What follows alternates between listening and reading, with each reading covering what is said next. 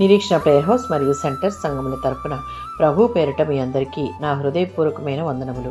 ఈరోజు దేవుని వాగ్దానం ఆదికాండం 28వ అధ్యాయం 15వ వచనం. నేను నీకు తోడై ఉండి నీవు వెళ్ళు ప్రతి స్థలమందు నిన్ను కాపాడుచు ఈ దేశమునకు మరలా రప్పించెదను.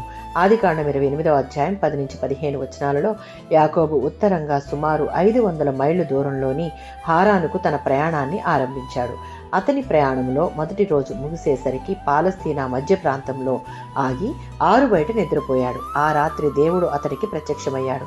అప్పుడు అతడు కనిన కలలో పాపాత్ములైన మానవులు కాక దేవుని దూతలు ఆకాశము నుండి భూమికి నిచ్చెనపై ఎక్కుతూ దిగుతూ ఉన్నట్లు కనిపించింది.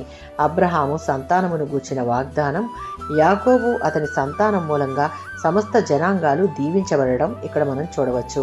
అతని తండ్రి ఇస్సాకుతో ఉన్నట్లు అతడు వెళ్ళు ప్రతి చోటునెల్లా అతనితో ఉంటానని, వాగ్దాన దేశానికి మళ్ళీ తిరిగి తీసుకుని వస్తానని దేవుడు వాగ్దానం చేశాడు.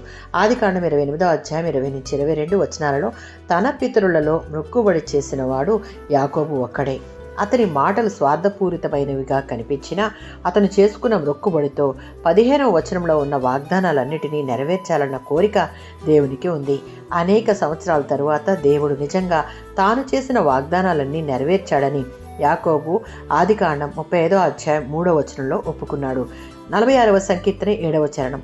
సర్వాధిపతి అయిన దేవుడు, ఇమ్మానుయేలి అయిన తన ప్రజలతో ఉండే దేవుడు, వారికి చేసిన వాగ్దానముల ఎడల నమ్మదగిన దేవుడుగా ఉండి తప్పక నెరవేర్చేవాడు.